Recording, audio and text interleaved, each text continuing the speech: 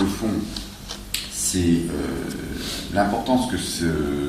conflit représente aujourd'hui, alors que la France devrait signer, ou plutôt approuver une décision de l'Europe d'un traité de libre-échange entre l'Europe, le Pérou et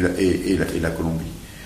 Ce traité, nous l'avions dénoncé, nous, en son temps, en montrant tous les risques que ça pouvait représenter, ce genre de traité de libre-échange. Il nous semble que dans la situation, et nous avons fait d'ailleurs avec Sergio Coronado il y a quelque temps, ou à l'Assemblée nationale, une conférence de presse dans ce sens-là, il nous semble que la France, en tout cas les parlementaires français, doivent être sensibilisés, c'est ce que nous essayons de faire, sensibilisés sur l'importance d'un tel accord. Et c'est une des raisons pour lesquelles nous avons demandé un rendez-vous au ministère des Affaires étrangères, et nous aimerions bien être appuyés dans ce sens-là, parce qu'il nous semble qu'aujourd'hui,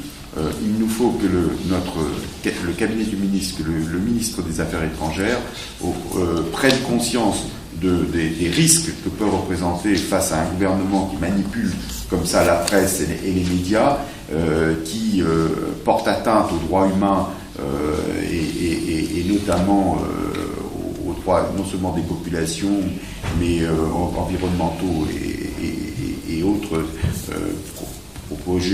conséquences du projet que nous connaissons. Il me semble qu'il est très important que le ministère des Affaires étrangères se positionne sur cette question-là. Il n'est pas admissible que nous puissions ne pas avoir un positionnement. Attaquer de cette manière-là des parlementaires français, puisqu'il ne s'agit pas que de Laurence Cohen, il y a aussi Pierre Laurent, il y a des parlementaires d'Europe Écologie Les Verts, Niquette, etc. Enfin, je ne veux pas les citer tous. Il est clair que là, il y a une vraie atteinte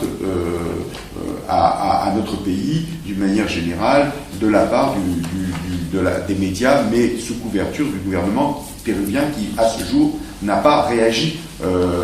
pour dénoncer ce genre de propos calomnieux et manipulateurs. Et c'est pour ça que demain, nous avons demandé un rendez-vous auprès de l'ambassadrice, de l'ambassadeur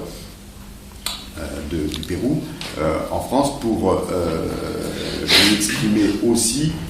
notre sentiment et demander une intervention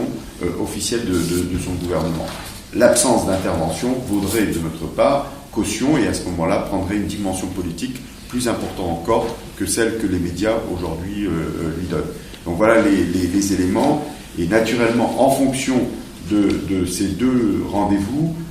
je pense que, en tout cas pour ce qui concerne France-Amérique latine, mais au sein, puisque nous avons toujours travaillé de cette manière-là avec le collectif, et l'ensemble des organisations qui sont solidaires, nous proposerons d'autres initiatives dans